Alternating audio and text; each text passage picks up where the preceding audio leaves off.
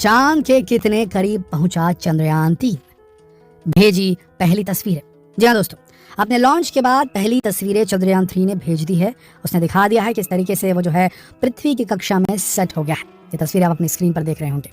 अब आपको बता दें, अगर आप लाइव लोकेशन पूछें कहाँ है चंद्रयान-3, तो हम आपको बता दें जो चंद्रयान-3 है अभी वो पृथ्वी की कक्षा में चक्कर काट रहा है। पृथ्वी के ऑर्बिट में वो चक्कर काट रहा है। जी हाँ, एक अंडाकार ऑर्बिट में ये सर्कल ले रहा है, परिक्रमा कर रहा है धरती की। और धीरे धीरे करके इसरो के जो साइंटिस्ट हैं वो इस ऑर्बिट को, जिस ऑर्बिट में चंद्रयान-3 अभी परिक्रमा कर रहा है धरती की, उस ऑर्बिट के रेडियस को लगातार बढ़ाते रहेंगे इसरो के साइंटिस्ट। और 4-5 बार में ये जो रेडियस है इतना लंबा हो जाएगा, इतना बड़ा हो जाएगा। ये अंडाकार जो ऑर्बिट है, जिस ऑर्बिट में ये जो चंद्रयान-3 है वो परिक्रमा लगा रहा है धरती की, वो इतना बड़ा हो जाएगा कि इसका जो दूरस्थ इलाका रहेगा, जिसे पेरिजी कहा जाता है, ये जो ऑर्बिट है इसका जो अर्थ से लेकर के चंद्रयान तक एक सीधी लाइन खींची जाए, जो सबसे दूरस्थ रहता है उसको एपोजी कहते हैं। और जो सबसे पास ऑर्बिट, जब ऑर्बिट में घूमता है तो ऑर्बिट का जो सबसे नजदीकी निकट स्थान जो रहता है धरती से, उसे पेरिजी कहा जाता है। तो जब एपोजी को लगातार ये बढ़ाते रहेंगे तो एक गुलेल वाला इफेक्ट पैदा होता है। जैसे हम गुलेल हवा में ऐसे घुमाते हैं जोर जोर से गोल गोल हवा में, उसके बाद तेज गति से फेंकते हैं, चक्कर घुमाएं, रस्सी में पत्थर फंसाया, जोर से गोल गोल घुमाया, उसके बाद तेज तरीके से फेंका।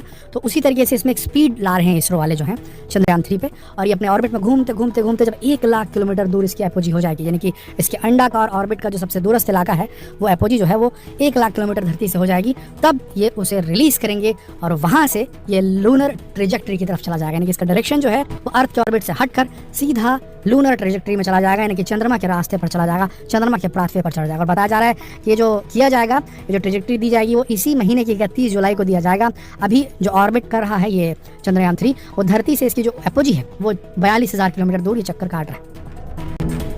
एक अंडाकार ऑर्बिट धीरे धीरे 4-5 बार इसे मनूवर किया जाएगा, इसके ऑर्बिट्स को चेंज किया जाएगा नीचे जो ग्राउंड स्टेशन है इसरो का वहाँ से। और उसके बाद जब 1 लाख किलोमीटर दूर हो जाएगा इसका जो सर्कल लगाने वाला, जो ऑर्बिट करने वाला जो इसका ऑर्बिट है, उसके बाद इसे लूनर ट्रेजेक्ट्री में सीधा फेंक दिया जाएगा। और उसके बाद लूनर ट्रेजेक्ट्री में आगे बढ़ते हुए 17 अगस्त की तारीख, और जब इस लूनर ट्रेजेक्ट्री में चला जाएगा तो 5 अगस्त वो तारीख होगी जब ये लूनर ऑर्बिट में पहुंच जाएगा, यानी कि ये फिर उसके बाद ये चंद्रमा की परिक्रमा लगाने लगेगा चंद्रयान-3 5 अगस्त को। और उसके बाद 17 अगस्त वो तारीख होगी जब इसे जो आपका चंद्रयान-3 है उसका प्रोपल्शन मॉड्यूल जो है वो एक्टिवेट हो जाएगा और धीरे धीरे आगे बढ़ने लगेगा और चंद्रमा के पास पहुंचने लगेगा। और उसके बाद फिर लैंडर को रिलीज किया जाएगा और 23-24 तारीख वो तारीख होंगी जो ऐतिहासिक होंगे इसरो के लिए और खुद चंद्रयान मिशन के लिए, जब चंद्रयान-3 जो है वो सॉफ्ट लैंडिंग अटेम्प्ट करेगा 23-24 अगस्त को चंद्रमा की धरती पर पृथ्वी से होते हुए। जी हाँ दोस्तों, एकदम बेहतरीन तरीके से इसे डिजाइन किया गया है इसरो के साइंटिस्ट के द्वारा। इसमें बेहद कम फ्यूल लगा और खुद अर्थ की ग्रेविटेशनल फोर्स का इस्तेमाल करते हुए इसे स्पीड दी गई, बेहद कम फ्यूल की जरूरत पड़ी चंद्रयान-3 के जो प्रोपल्शन मॉड्यूल है उसको, और ये आराम से पहुंच जाएगा चंद्रमा तक और वहां पर आराम से लैंड करेगा। और उसके बाद में वहां से ऐतिहासिक खोज करके भारत और इसरो दोनों का नाम रोशन करेगा। दोस्तों ये जो बनाया गया है पूरा सेटअप इसरो ने, जो चंद्रयान-3 के लॉन्च का और इसके मून के ऑर्बिट तक पहुंचने का और फिर मून के ऑर्बिट में एंटर करते हुए आराम से सॉफ्ट लैंड करने का, ये बेहद पेचीदा है, लेकिन हाँ एकदम प्रॉपर्ली वेल थॉट ऑफ है। इस बार तो जो चंद्रयान-3 है उसके लेग्स को इतना स्ट्रांग बनाया गया कि थोड़ा झटका लग भी जाए ड्यूरिंग लैंडिंग तो उसे वो झेल ले। सबसे बड़ी बात, इस बार लैंडर में जो लेजर का इस्तेमाल किया गया है, कैमरा टेक्नोलॉजी का इस्तेमाल किया गया है, तो ये सेल्फ गाइडेड वे में जो लेजर है वहां से छोड़ेगा चंद्रयान-3 ड्यूरिंग द लैंडिंग और वो टकरा कर वापस आएगी चंद्रयान के पास में और उसको डेटा मिल जाएगा कि कितने दूर हो सतह से, और वो खुद ऑटोमेटिकली आराम से अपने आप को लैंड करा सकेगा। आपको बता दें, इस वक्त यूरोपियन स्पेस एजेंसी की ट्रैकिंग नेटवर्क, नासा के ट्रैकिंग नेटवर्क और इसरो के ट्रैकिंग नेटवर्क सब एक साथ मिलकर काम कर रहे हैं ताकि चंद्रयान को प्रॉपर ट्रैक किया जा सके और इसे आराम से आसानी से वहां पर सॉफ्ट लैंडिंग कराया जा सके। हम सब जानते हैं चंद्रयान-3 कितना महत्वपूर्ण है। चंद्रयान-3 जो है वो चांद के उस हिस्से में उतरने वाला है जहां पहले कभी कोई नहीं उतर सका, कभी किसी ने पहले यहाँ पर सॉफ्ट लैंडिंग नहीं की है।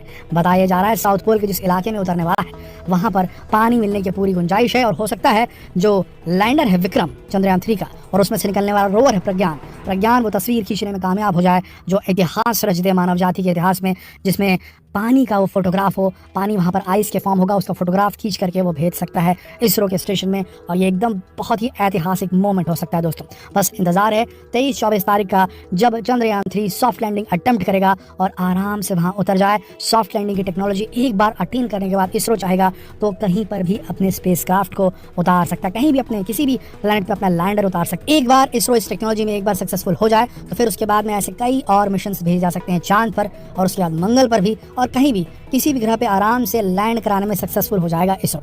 देखना यह है कि इसरो की मेहनत इस बार कामयाब होती है या फिर चंद्रयान 2 के समय जो हादसा हुआ था वो एक बार फिर से रिपीट हो जाता है और निराशा हाथ लगती है। देखिए, चंद्रयान 3 की सक्सेस पर ही डिपेंडेंट है वो बहुत सारे मिशन जो इसरो ने प्लान किए हुए हैं, इंक्लूडिंग गगनयान मिशन, जिसमें भारत की तरफ से अंतरिक्ष यात्रियों को एक बार फिर भेजा जाना है अंतरिक्ष में। पहली बार होगा ये जब भारत जो है अपने देश के बनाए हुए यान में बैठा करके अपने अंतरिक्ष यात्रियों को भेजेगा और इंडियन एस्ट्रोनॉट्स का नाम अंतरिक्ष में जाने वाले लोगों में शामिल हो जाएगा। दोस्तों, अब देखना यह है कि क्या होता है। कहीं चंद्रयान 3 फेल हो गया तो इन सारे मिशन पर पानी फिर सकता है, क्योंकि हम सब जानते हैं कि स्पेस रिसर्च में, स्पेस इंडस्ट्री में अगर काम करना है तो काफ़ी बड़े अमाउंट में पैसा लगता है, और हमारे देश के पास ऑलरेडी प्रॉब्लम्स का कितना बड़ा ज़खीरा पड़ा हुआ है हम सब जानते हैं, भंडार है हमारे यहाँ प्रॉब्लम्स का, और हर चीज़ के लिए पैसे लगते हैं। ऐसी स्थिति में अगर एक के बाद एक मिशन फेल हुए, चंद्रयान 2 फेल हुआ, चंद्रयान 3 भी अगर फेल हो गया, तो ऐसी अवस्था में हो सकता है कि गवर्नमेंट ऑफ इंडिया जो है वो फंडिंग थोड़ी सी कमतर करने लगे इसरो के लिए, और ये देखना होगा कि आगे क्या होता है। पर अभी तो सिचुएशन ये है कि बिल्कुल सब कॉन्फिडेंट चल रहे हैं और इसरो इस बार इतिहास रच कर ही छोड़ेगा। और अगर इसरो ने इतिहास रच दिया और गलती से अगर ऐसा हो गया कि प्रज्ञान रोवर को तस्वीर खींचने का मौका मिल गया जिसमें सामने आइस दिख जाए, पानी दिख जाए मून की सरफेस पे, तो मान के चलिए फिर इसरो और नासा में ज़्यादा फर्क नहीं रहेगा, बजट का ही फर्क रहेगा। बाकी टेक्नोलॉजी बोल लीजिए, चाहे मैन पावर बोल लीजिए या स्किल बोल लीजिए, टैलेंट बोल लीजिए, दोनों बराबर हो जाएंगे। दोस्तों, वैसे आपका क्या मानना है? क्या % चांसेस लग रहे हैं आपको कि चंद्रयान 3 कितना सक्सेसफुल हो पाएगा? 100% में आपको कितने चांसेस लग रहे हैं कि सॉफ्ट लैंडिंग बिल्कुल हो ही जाएगी? 50%, 60%, 70% या फिर 100%? आपके क्या विचार हैं नीचे कमेंट सेक्शन में लिखकर जरूर बताएं। देखिए दोस्तों, चंद्रयान 3 एक ऐसा मिशन है जो अगर सक्सेसफुल हो गया तो मान के चलिए इसरो का ब्रांड वैल्यू बेहद ज़्यादा बढ़ जाएगा। एक तो लगातार एक के बाद एक लॉन्च व्हीकल्स भेज रहा है इसरो, अलग अलग देशों के सैटेलाइट्स को अंतरिक्ष में स्थापित कर रहा है, एकदम बिजी है इसरो अपने कामों में, प्रोफेशनली सारी चीज़ों को डील कर रहा है। आने वाले वक्त में एक बड़ा इकोनॉमिक फ्रंट खोल सकता है स्पेस इंडस्ट्री में इसरो। ऑलरेडी इसरो एक बड़ा प्लेयर हो चुका है और चंद्रयान 3 की सफलता के बाद दुनिया में एक अलग ही नाम बन जाएगा इसरो का, और उसके बाद दुनिया भर की स्पेस एजेंसीज जो हैं, जो दूसरे स्टार्टअप्स के ऊपर billions and billions of dollars spend कर रही हैं, वो हो सकता है कि इसरो के ऊपर स्पेंड करना शुरू कर दे और इसे काम मिलना शुरू हो जाए। इसरो हो सकता है हमें डॉलर्स खींच करके इंटरनेशनल मार्केट से भारत के अंदर ले आए, और जितनी भी लॉन्चिंग फैसिलिटीज़ हैं हमारे यहाँ पर उसका इस्तेमाल करने के लिए कतार लग जाए दूसरे देशों के स्पेस एजेंसीज की। और बिल्कुल बिल्कुल पक्का लग रहा है दोस्तों, ये हो सकता है, क्योंकि जिस हिसाब से इसरो ने अपना नाम बनाया है लॉन्च इंडस्ट्री में, सैटेलाइट लॉन्च इंडस्ट्री में, और इसका जो रिकॉर्ड है वो 100% रहा है। बेहद कम बार ऐसा हुआ है किसी देश की सैटेलाइट ले जाते वक्त इसरो से गलती हुई हो। हर बार जब भी किसी दूसरे देश की थर्ड पार्टी सैटेलाइट हम लेकर जा रहे हैं, हमने सक्सेसफुली उसे ऑर्बिट में स्टेबलाइज किया है।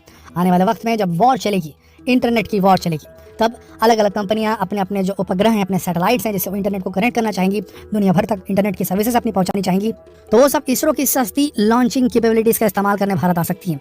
हाल ही में खबर आई थी कि वनवेब के बहुत सारे सैटेलाइट्स को इसरो ने लॉन्च किया है, और ये होने के बाद पूरी दुनिया को ये एकदम कन्फर्म हो गया कि इसरो के अंदर वो कैपेबिलिटी है।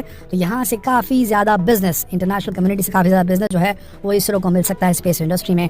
बस ज़रूरत है कि एक अच्छी खबर की, और वो खबर मिलने वाली है चंद्रयान 3 की सॉफ्ट लैंडिंग से। बस ये सक्सेसफुल हो गई तो इसरो एक बड़ा नाम बनकर उभरेगी स्पेस इंडस्ट्री में। दोस्तों, आपके क्या विचार है इस पूरे मसले पर नीचे कमेंट सेक्शन में लिखकर जरूर बताएं, और जितना हो सके इस वीडियो को शेयर करें फेसबुक पर, व्हाट्सएप पर, यूट्यूब पर। जल्द मिलते हैं आपसे अगली वीडियो में, तब तक के लिए आप सबका इस वीडियो के अंत तक बने रहने के लिए दिल से धन्यवाद।